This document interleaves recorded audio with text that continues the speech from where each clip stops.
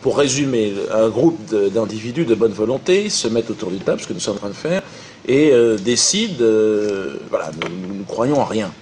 Nous ne sommes pas représentés, donc il serait peut-être intéressant qu'on puisse se rassembler et peut-être élire parmi nous un grand rien qui va être notre porte-parole, le représentant de rien sur Terre.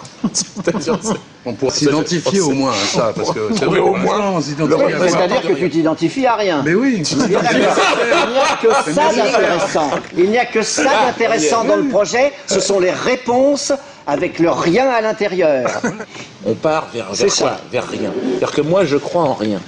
Et je crois que c'est complémentaire au tout. C'est-à-dire qu'on est complémentaire à ceux qui croient. C'est-à-dire, ils croient, ils croient, mais pour croire en tout, il faut forcément qu'il y ait rien autour, quoi.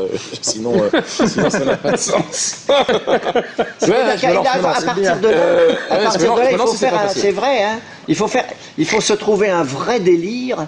Et à l'intérieur de ce délire, on va avoir, parce qu'on en a trouvé plein, il y aura des formules choc. Et ce sont ces formules choc qui feront que nous pourrons avancer dans quelque chose de très personnel.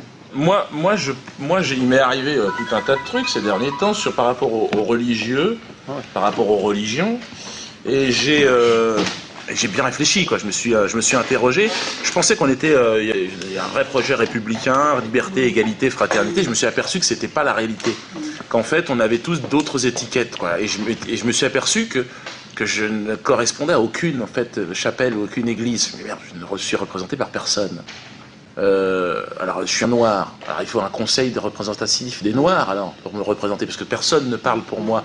Alors, quand tout d'un coup, je me suis aperçu qu'il y avait un communautarisme énorme. Et je me suis dit, pour combattre ces frontières, allons à l'origine de ces frontières, et j'ai l'impression qu'une grande partie de ces frontières se sont montées sur le sentiment religieux, sur le sang, sur la guerre, sur tout ce qu'on veut. Je l'ai ressenti au travers du travail de Daniel dans ce qu'il a fait, ça m'a toujours fait marrer, justement cette quête de la liberté d'expression, la liberté de penser.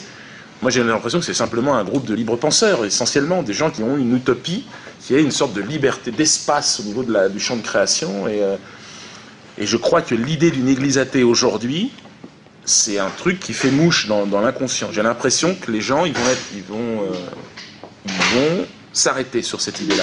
Ouais, c'est fort.